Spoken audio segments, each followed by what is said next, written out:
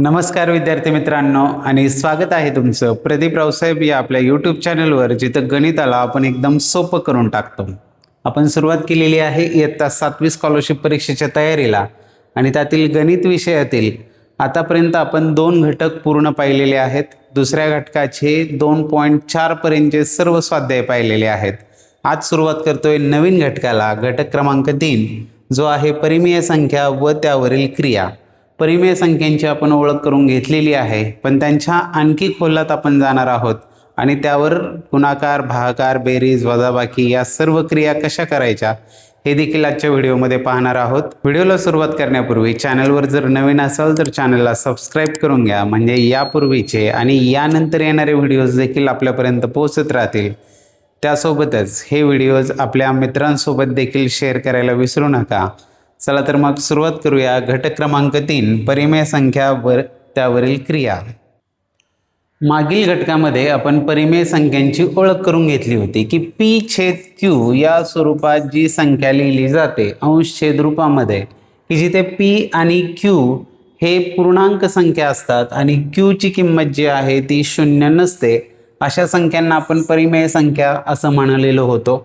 त्यामुळे नैसर्गिक संख्या, पूर्ण संख्या, पूर्णांक संख्या या सर्व परिमेय संख्याच आहेत. त्या सर्व परिमेय संख्या आहेत. आता सुरुवातीला आहे की परिमेय संख्यांची समानता आणि लहान मोठेपणा. तर ज्या पद्धतीने आपण अपूर्णांकांचा लहान मोठेपणा ठरवायचो, त्याच पद्धतीने आपल्याला या परिमेय संख्यांची देखील तुलना करायची आहे.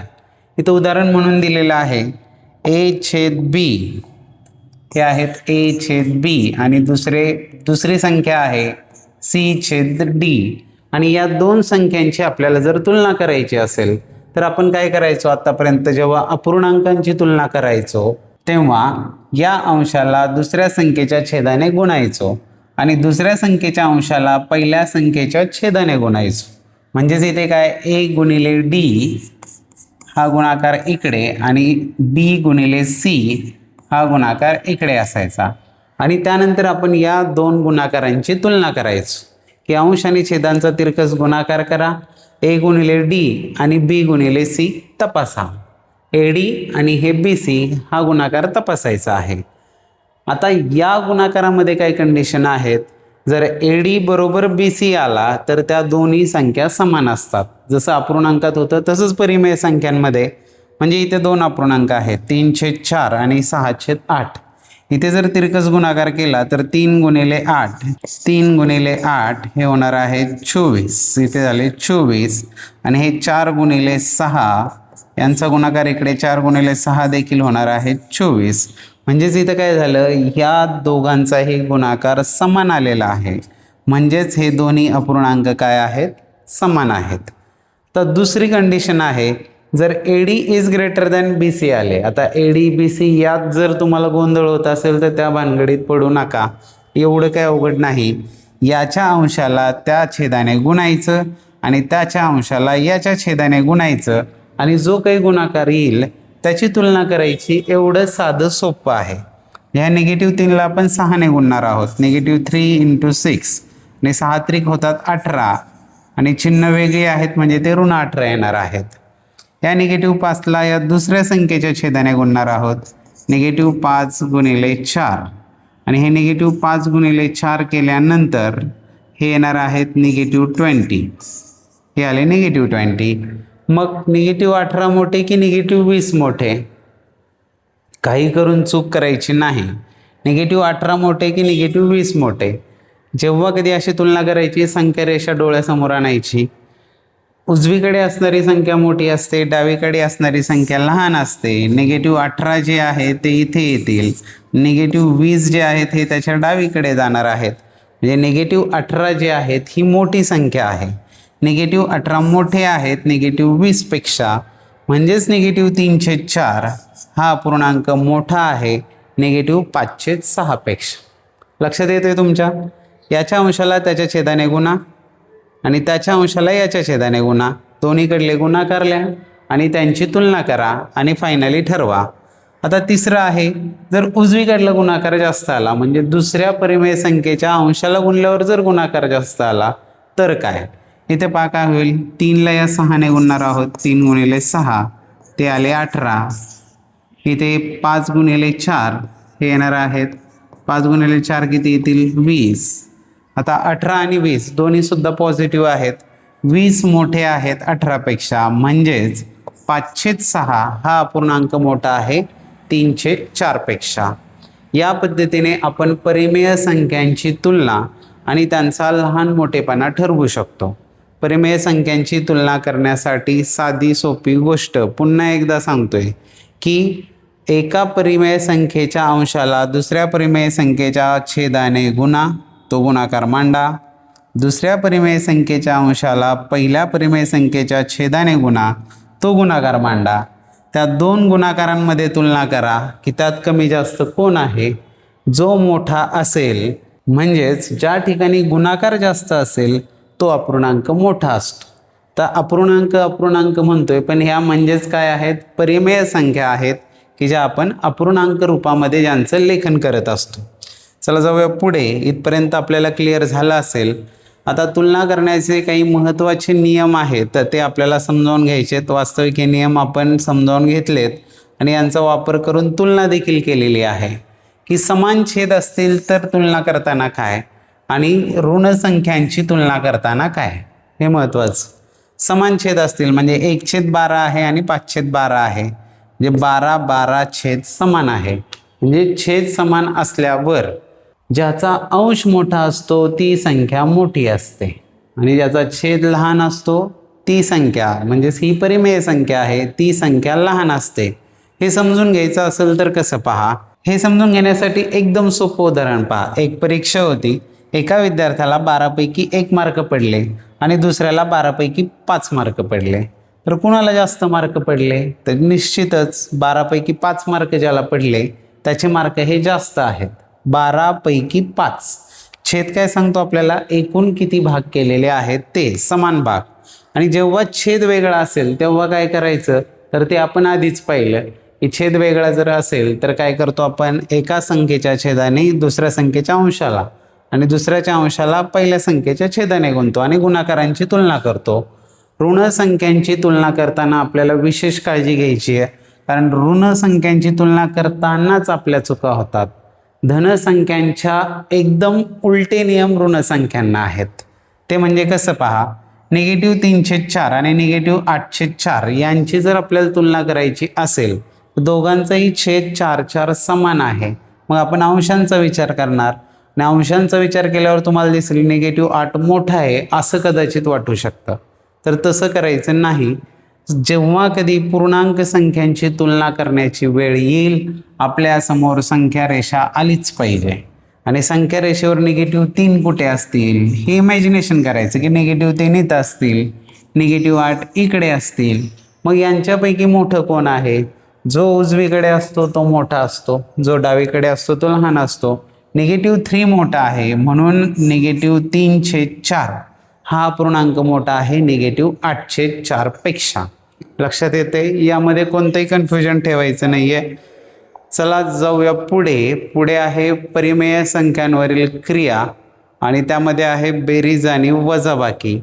तर आता ही बेरीज वजाबाकी समजून घेताना ज्या पद्धतीने आपण अपूर्णांकांची बेरीज वजाबाकी करतो त्याच पद्धतीने परिमेय संख्यांची बेरीज वजाबाकी आपल्याला करायची आहे.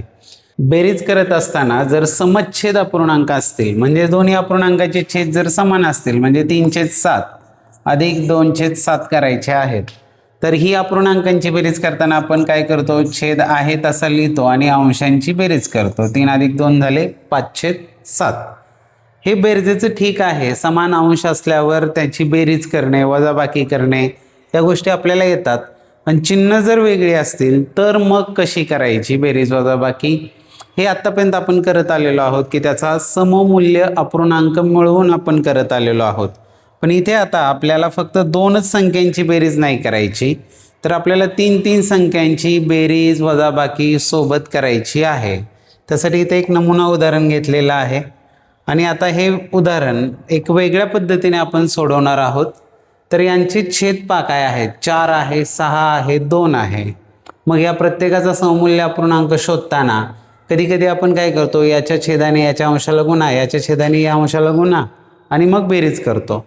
पण या पद्धतीचं उदाहरण आल्यानंतर ते व्यवस्थित सोडवण्यासाठी काय करायचं आहे, तर 4, 6, 2 या तिन्ही संख्यांचे जे छेद आहेत 4, 6, 2 यांचे पाढे लिहून घ्यायचे की 4 एके 4 दुने 8, 4 त्रिक 12, 4 चौक 16, 4 पंचे 20, 4 सुक 24, 4 सात 28, बस झाला. 6 दुने 12, 6 त्रिक 18, 6 चौक 24, 6 पंचे 30.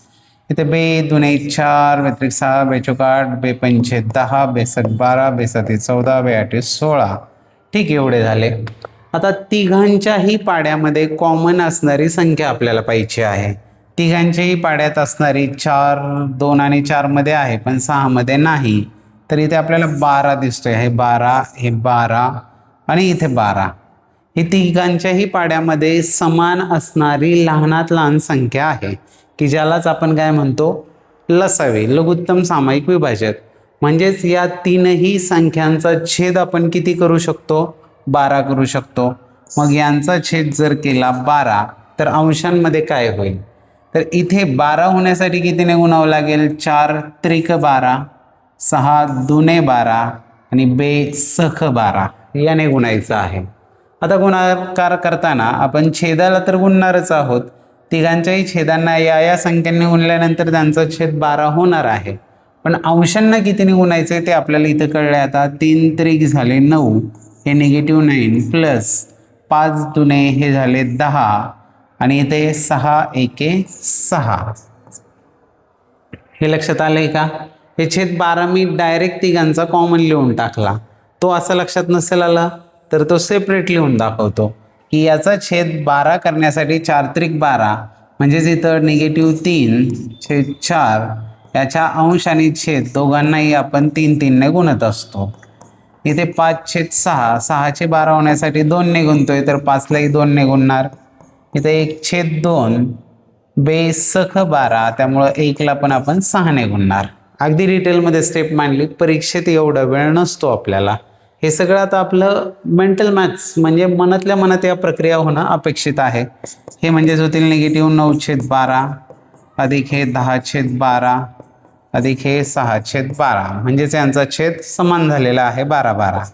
म्हणजेच अंशात येतील -9 + 10 + 6/12. मग इथे काय होणार आहे, 10 मधून 9 गेल्यानंतर राहिला 1 आणि 1 अधिक 6 होणार आहेत 7. म्हणजेच हे आले 7/12. म्हणजेच 3 जेव्हा परिमेय संख्या येतील त्यांची बेरीज असू द्या वजाबाकी असू द्या ते करताना त्यांच्या छेदांचा लसावी काढायचा आहे. आणि तेवढा छेद होण्यासाठी प्रत्येक अपूर्णांकाला कितीने गुणावं लागेल त्याने अंशांना गुणून घ्यायचे आणि ते आपल्याला डायरेक्ट मांडायचे. हे इथे तुम्हाला एवढ्या स्टेप्स कराव्या लागल्या. परीक्षेमध्ये करताना मात्र आपण एवढ्या सगळ्या स्टेप्स करणार नाही. परीक्षेमध्ये करताना आपण डायरेक्ट मी आधी जी स्टेप दाखवली होती तेवढी स्टेप मांडणार आहोत. म्हणजे याचा छेद 12 होणार हे माहिती आहे, म्हणजे हा छेद झाला 12. 12 होण्यासाठी इथे 4ला 3 ने गुणलं म्हणून 3 त्रिक -9 प्लस 6 दुने 12 होतात म्हणून 5 दुने 10 प्लस बेसक 12 होतात म्हणून 6 एके 6 आणि 10तून 9 गेला 1 अधिक 6 झाले 7, 7/12. परीक्षेत जस्ट एवढ्या याच्यामध्येच आपल्याला ते सोडवायचे. बाकीच्या ज्या गोष्टी आहेत या मनातल्या मनात आपण कॅल्क्युलेशन्स करू शकतो. चला जाऊया पुढे. बेरीज तर आपल्या लक्षात आली आणि एखादी संख्या वजा करणे म्हणजेच दुसऱ्या संख्येची विरुद्ध संख्या त्या संख्येमध्ये मिळवणं हा नियम पूर्वीच आपण शिकलेलो आहोत पूर्णांक संख्यांची बेरीज वजाबाकीमध्ये. तोच या ठिकाणी आपल्याला अंमलामध्ये आणायचा आहे, तोच इथं वापरायचा आहे. पुढे आहे परिमेय संख्यांवरील क्रिया गुणाकार आणि भागाकार. बेरीज वजाबाकी आपल्या आता लक्षात आलेली आहे. पुढे ज्या क्रिया आहेत त्या आहेत गुणाकाराची आणि भागाकाराची क्रिया. अतिशय सोपा आहे हा देखील प्रकार की जसं आपण अपूर्णांकांचा गुणाकार करताना करायचो. अपूर्णांकांचा गुणाकार करताना काय, अंशाचा गुणाकार अंशाशी, हे वरचे अंश जे आहेत यांचा गुणाकार अंशाशी आणि छेदांचा गुणाकार जो आहे तो छेदाशी करून तो छेदामध्ये लिहित असतो. जे 4 पंचे 20 आणि 3 7 21. अंशांचा गुणाकार अंशात, छेदांचा छेदात, पूर्णांक संख्यांच्या जे गुणाकाराचे नियम होते तेच यांना देखील लागू आहेत. म्हणजे चिन्ह जर समान असतील तर गुणाकार पॉझिटिव्ह येतो, चिन्ह वेगळी असतील तर गुणाकार निगेटिव्ह येतो. हे चिन्हांचे नियम हेच भागाकाराला देखील लागू आहेत. जसे पूर्णांक संख्यांमध्ये होते तसेच परिमेय संख्यांमध्ये देखील भागाकाराला चिन्हांच्या बाबतीमध्ये पूर्णांक संख्यांच्या भागाकाराचेच गुणाकाराचेच नियम लागू आहेत. फक्त यात एक साधी गोष्ट आहे की अपूर्णांकांचा भागाकार करताना आपण जे करायचो भागिले करणे म्हणजेच काय उलटून गुणिले करणे. म्हणजेच इथे काय झालं पहा, निगेटिव्ह 6/5 हे भागिले होते ते गुणिले होताना 5/6 झाले आणि निगेटिव्ह साईन मात्र आपण जनरली छेदाला देत नाही, ते अंशामध्येच देतो, त्यामुळे ते वर दिलेलं आहे. आणि मग आता इथे काय झाला तर परिमेय संख्यांचा गुणाकार अंशांचा अंशांशी आणि छेदाचा छेदाशी 15×5 = 75 दोन्ही चिन्ह निगेटिव्ह आहेत त्यामुळे उत्तर पॉझिटिव्ह आले आणि 4×7 = 24 75/24 याला संक्षिप्त रूप दिलं की त्याने भाग दिला 3ने भाग दिला 3×25 = 75 आणि 3×8 = 24. जे भागाकार या पद्धतीने आपण करणार आहोत. हे सगळी इंट्रोडक्शन आहे. पुढील व्हिडिओमध्ये आपण याच्यावरचे दोन्ही स्वाध्याय सोडवणार आहोत. चला पाहूया अजून काय आहे परिमेय संख्या आणि त्यावरील क्रियावर. तर परिमेय संख्यांचे काही महत्त्वाचे गुणधर्म जे आपल्या लक्षात असणं गरजेचं आहे. त्यामध्ये पहिला आहे तो म्हणजे शून्याचा गुणधर्म, की कोणत्याही संख्येला शून्याने गुणल्यास उत्तर 0 येते. जसं की 3×0. कोणतीही संख्या असू त्या जगातली तिला शून्याने गुणल्यानंतर उत्तर 0च येणार आहे. आणि शून्याने भागणे ही अर्थहीन राशी आहे. म्हणजे तुम्ही 7/0 केलं म्हणजे 7/0 केला तर ही अर्थहीन राशी आहे, म्हणजे याचं उत्तर आपण सांगू शकत नाही. पुढे आहे तो म्हणजे विरुद्ध संख्या. विरुद्ध संख्या आपण पूर्वी पाहिलेल्या होत्या की ज्या दोन संख्यांची बेरीज 0 येते त्यांना विरुद्ध संख्या म्हणतात. -3/7 ची विरुद्ध संख्या काय येणार आहे, +3/7 येणार आहे. शून्याची विरुद्ध संख्या किती होईल सांगा. शून्याची विरुद्ध संख्या 0च होणार आहे, कारण दोघांची बेरीज किती आली पाहिजे, 0 आली पाहिजे. आणि 0 + 0 = 0 येतात, म्हणजे शून्याची विरुद्ध संख्या 0च आहे. पुढे आहे 1चा गुणधर्म. कोणत्याही संख्येला 1ने गुणल्यास किंवा भागल्यास तीच संख्या मिळते. कोणत्याही संख्येला 1ने गुणा किंवा भागा आपल्याला तीच संख्या मिळते. ही विधानं का माहीत पाहिजे आपल्याला, तर सत्य असत्य विधाने कोणती यासारखे प्रश्न या विधानांच्या आधारे विचारले जाऊ शकतात. पुढे आहे गुणाकार व्यस्त, की ज्या दोन संख्यांचा गुणाकार 1 येतो, उदाहरणार्थ 5 आणि 1/5 या काय आहेत गुणाकार व्यस्त. ते कसं, 5ला छेद काही नाही म्हणजे 1 असतो आणि त्याची गुणाकार व्यस्त काय, खाली डोकं वर पाय म्हणजेच 1/5.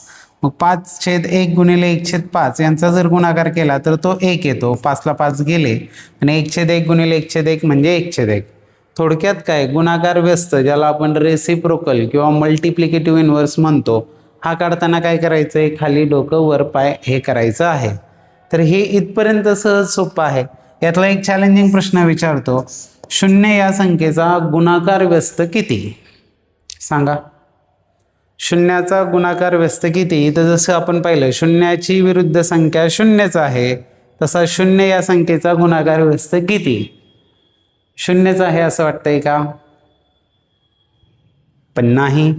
शून्याचा गुणाकार व्यस्त सांगता येत नाही. कसं काय सांगता येत नाही, हे 0 म्हणजेच काय आहेत, हे 0 म्हणजेच आहेत 0/1 आणि याचा गुणाकार व्यस्त जर काढला तर तो काय होईल, खाली डोकं वर पाय म्हणलो 1/0. आणि कोणत्याही संख्येला 0ने भागता येत नाही, ती अर्थहीन राशी आहे. त्यापेक्षा गंमत अशी की जर 0 गुणाकार व्यस्तची व्याख्या आपण काय केली, ज्या दोन संख्यांचा गुणाकार 1 येतो, गुणाकार 1 आला पाहिजे, तर शून्याचा कुणासोबत गुणाकार केल्यावर उत्तर 1 येईल सांगा बरं. हे आपण मागेच पाहिलं की कोणत्याही संख्येला 0ने गुणल्यास उत्तर 0 येते. मग 0ने कशाला गुणल्यानंतर उत्तर 1 येईल, नाही सांगू शकत. म्हणून शून्याची गुणाकार व्यस्त संख्या सांगता येत नाही. चला जाऊया पुढे. इथपर्यंत सगळं क्लिअर झालं असेल. काही महत्त्वाच्या गोष्टी सांगायच्या राहिल्या त्या म्हणजे परिमेय संख्यांची बेरीज ही परिमेय संख्याच असते, परिमेय संख्यांची वजाबाकी ही परिमेय संख्याच असते, दोन परिमेय संख्यांचा गुणाकार ही परिमेय असतो आणि दोन परिमेय संख्यांचा भागाकार देखील परिमेय संख्याच असतो. हे लक्षात असू द्या. इथपर्यंत आपण परिमेय संख्या आणि त्यावरील क्रिया यातील मूलभूत गोष्टी ज्या आहेत महत्त्वाच्या त्या समजून घेतलेल्या आहेत. भेटणार आहोत लगेचच पुढच्या व्हिडिओमध्ये, ज्यामध्ये पाहणार आहोत परिमेय संख्या व त्यावरील क्रिया यावर आधारित स्वाध्याय 3.1. चला तर मग लगेचच भेटूया स्वाध्याय 3.1 मध्ये. तोपर्यंत छान राहा, सोबत राहा, अभ्यास करत राहा आणि या व्हिडिओज आपल्या मित्रांशी देखील शेअर करा. जर तुम्हाला 7वी स्कॉलरशिपचा ॲडव्हान्स लेवलला अभ्यास करायचा असेल तर या ठिकाणी TET पोलीस भरती आणि 7वी स्कॉलरशिप नावाने जी प्लेलिस्ट आहे यामधल्या व्हिडिओज अवश्य पहा. यामध्ये एका व्हिडिओत 50-60 प्रश्न चॅलेंजिंग लेवलचे यापूर्वी पोलीस भरतीमध्ये आलेले पण स्कॉलरशिपच्याच गाईडमध्ये जसेच्या तसे असणारे प्रश्न त्यामध्ये आपल्याला मिळणार आहेत. त्यांचा जर सराव केला तर तुम्ही अगदी राज्य लेवलपर्यंत फाईट देऊ शकता या परीक्षेमध्ये आणि उत्तुंग असं यश मिळवू शकता. भेटूया लगेचच स्वाध्याय 3.1च्या व्हिडिओमध्ये. तोपर्यंत धन्यवाद.